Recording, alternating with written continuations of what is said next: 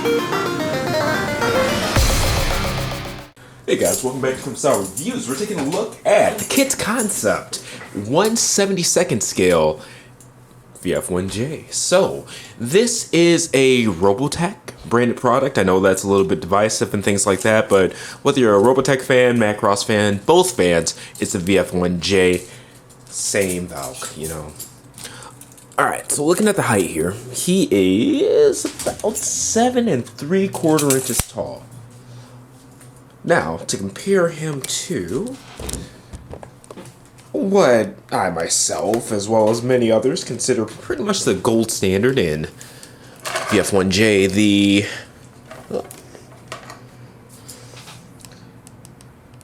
this is the Bandai DX Chigoken, so you can see just the height difference between the two. This is a 1/48 scale, so obviously it's bigger, but when it comes to die-cast VF-1Js and things like that, man, they just blew the roof off. So in terms of engineering and things like that, Bandai did set a very, very, very high precedent, and it's one that should be set and should be adhered to. And what this does compared to KitzConcept, their previously released VF-1S,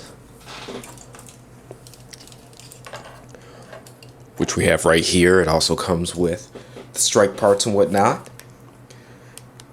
It leaned more towards the Bandai in terms of things added. It actually has a little bit of waist swivel, but unfortunately, and I talked to the team over at KitzConcept, it has some.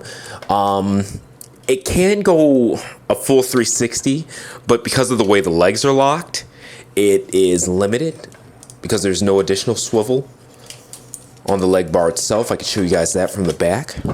Okay, but they're getting there. And it also adds, this doesn't have, the outward swing in the legs too. Where this one only has the front and back, you know, for that Gerwalk mode and whatnot. This one also has the outward, again, like the DX Chigoken. Get this locked back into place. And we'll get to it in a second, just going through the figure piece by piece. I wanted to do a couple of comparisons there. I'm sitting there, I'm gonna have to. Alright, so got them back together there. It's as simple as just pushing these two little pieces into the nose of it, like most VF-1J toys, but with my arm extension, I'm actually reaching around the camera and stuff like that. It's really hard to do a lot of finagling with these toys and whatnot. That's why I stopped doing a lot of transformation and reviews too. But again, this is the comparison, the VF-1J, which we're reviewing today, to the VF-1S, it's the Roy version, which was previously released. Okay, so before we get into the figure itself, the accessories that it comes with are the blaster, missiles, as well as a variety of TV hands. He also comes with a small Rick Hunter figure, but I gotta disclose something. I dropped it, one of my dogs got it, so what I have left is Rick's legs, or Hikaru's legs, whatever. That's why I tell you guys all the time in these reviews or whatever, I hate dropping accessories and things like that and freak out, like even when it happens on reviews. So yes, my puppy got it, and he is deceased. But hopefully once this actually releases, I can get another one. Not that huge. He's not a posable figure or anything like that. He just goes inside the cockpit, like one of those deals. Alright? But it's my fault. As dog owners, we gotta be responsible and stuff like that. Can't just blame him. Dogs do what they do. But we run the house. So given you guys are roundabout here,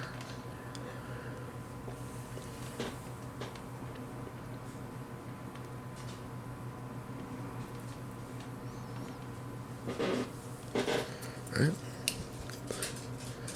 Up and down movement on the head, 360. Alright, so good stuff. I like that the neck stays in place and doesn't rotate and stuff like that. It just has a ball joint on the head there. It's pretty cool.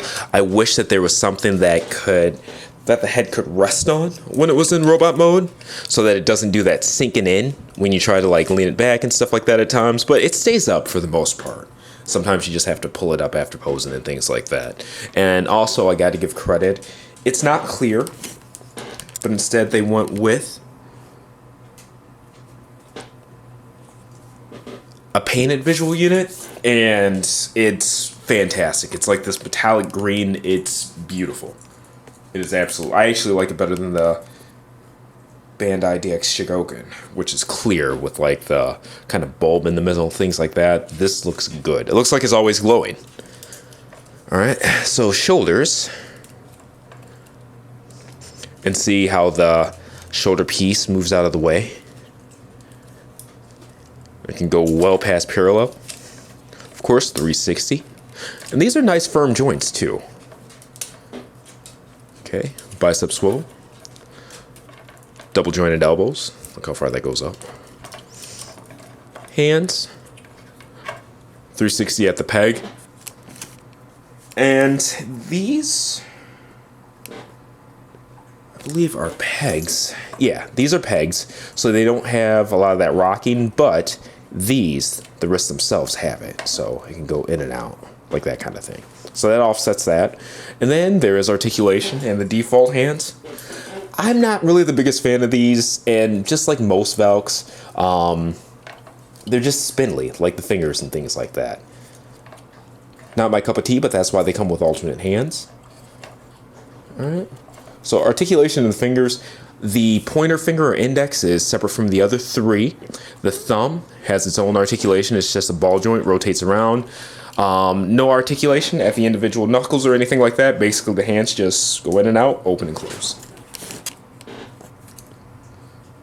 Now moving down the figure, we already went over the waist. Has full 360 swivel, but again it's locked by that bar that connects the legs to the nose, which is unfortunate. I feel like if, and I've talked to them, they said that it's not possible, but I feel like if this piece here had swivel, like there was just a cut at where the T-bar intersects or whatever, and that had swivel, it would automatically just have swivel on the item itself without losing the integrity of this piece or what it's supposed to do or anything, but they said they can't, so they can't. And I'm gonna go with them because I'm not the engineer. But hopefully in future releases, it's something that could be rectified, because man, at that point this would literally be a miniature DX. All right, so hips, and you saw this, there's an additional forward piece for like the Gerwalk mode and things like that, but then the back swing, and technically this can do a 360 all the way around, so the only thing blocking it is like the body itself. All right, so outward it only goes that far, but then again, like the DX, this has that outward small ratchets, really cool. And it's nice because even for stances and stuff like that, you know, that additional little hip swing really helps. So knees, double jointed. These are ratchet, these are not. All right, knee pad can move up and down, follow. Oh. Get that back into place. Now, it doesn't have like thigh swivel all the way around. It just kind of goes in and out here. It's more of a realistic thigh swivel. So you can't put the foot like all the way out, but it's actually decent. Now, the foot, forward, backwards, the feet can kind of go in and out and stuff like that because of the transformation. Now, the ankles do drop, not much, but they do. And then the inside ankle tilt is actually decent. Outside, really not much. Now, I also have the filler pieces installed on the sides of the neck. So let's get that. And it does snap into place and it holds really well, but I'm handling this toy and showing you guys everything, so I'm kind of pulling it and twisting it all kinds of ways that you wouldn't in normal use. All right, so again, these are the TV hands. It's a Robotech branded piece, so it doesn't come with like the Do You Remember Love hands, which I prefer. Just that mecha styling to them and things like that. Much more angular.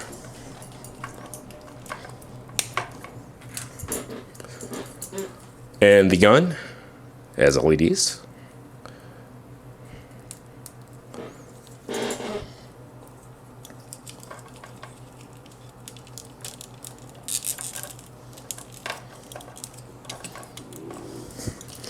And I will say one thing that's nice about this in comparison to the VF-1S. The VF-1S, and this still has a little bit, but the VF-1S was really like floppy in the legs and stuff like that. And you can see that I'm moving it, and it doesn't have that. Like, it would just literally like kind of almost ragdoll at the hips and stuff like that. A lot more firm and whatnot. There is die cast like in the feet and stuff like that, so there's a little bit of weightiness, but it's not abnormal.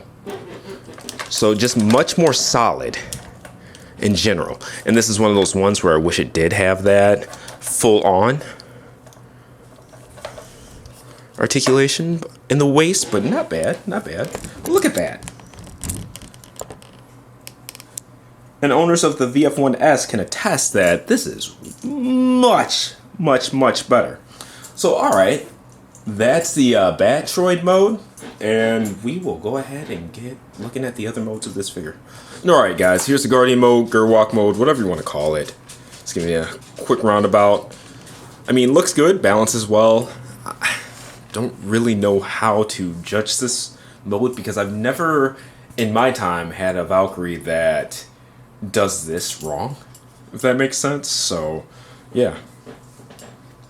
I dig it.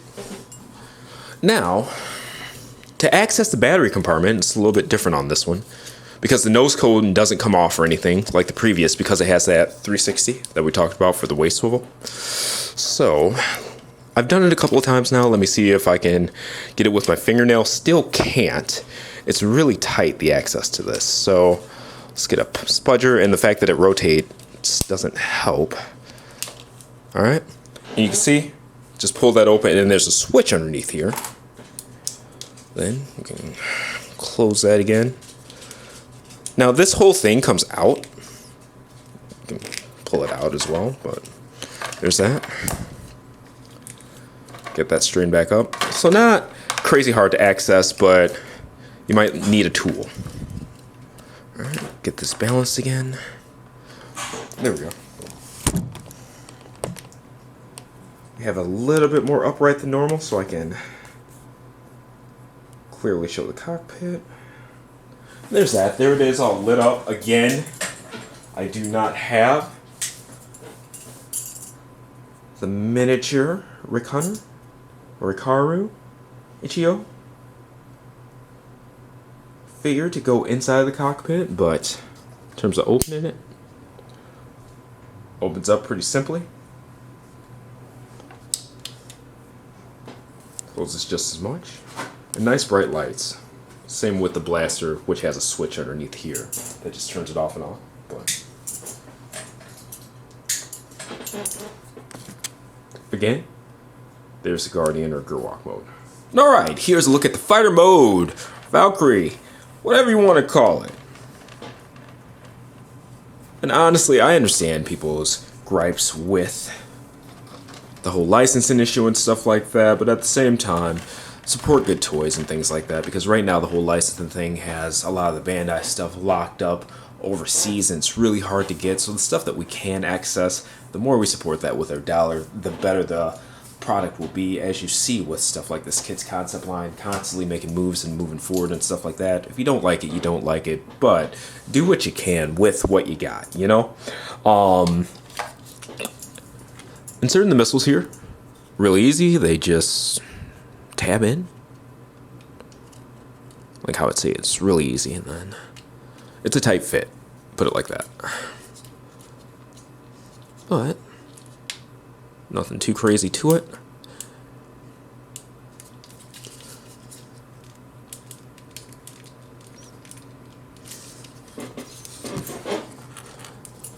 Now the male pegs on the missiles are fairly small, so be careful. Don't just rush and jam them in. Alright. And 4.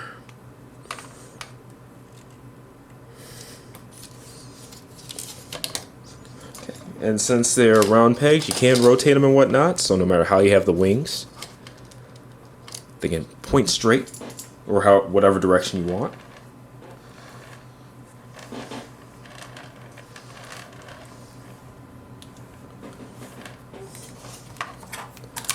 Oh, and I gotta get this cover off as well. These actually fit on really good. That's another improvement from the VF-1S. We'll use this to dig in there. There we go. Notice it on one side, not the other. And another thing I'll say, when transforming this, the nose cone, it pushes in, but there's still a gap there. You have to give it a little bit of force, and then it like clicks into place. And you know you got it. So don't be afraid to actually push. Give it a little bit of man strength or woman strength, whatever you are. Okay, and here it is.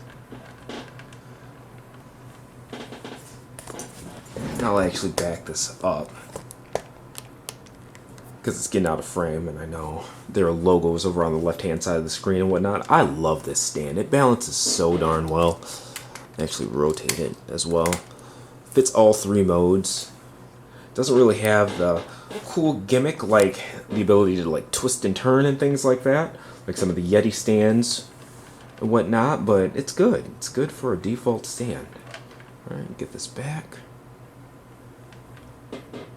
It's a nice and very clean Valk mode, fighter mode, again, whatever you want to call it. Yeah, I dig it. I dig this quite a bit.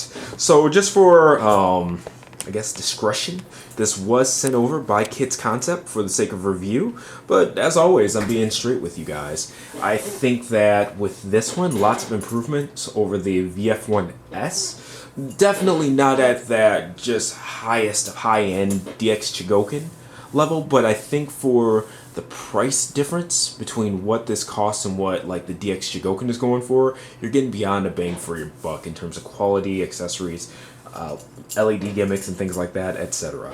It's a huge step up from the VF-1S, and man, if it had that full-on waist swivel, it'd damn near be a miniature DX Chigoken, you know? So it's getting there. It's not quite there, but it's on the cusp enough to definitely recommend, especially if you like the scale and things like that. It's really good. I know a lot of people had problems with the VF-1S and things like that. This is really tightened up, really refined, new engineering and things. So yeah, they're listening to fans and things like that as well. If you guys have any questions, comments, concerns, let me know in the comments section. Things that you want to see in the upcoming gallery on kumasela.com. Let me know in the comments section. Hopefully you guys enjoyed this review. And as always, thank you for the support, and I'll see you next time.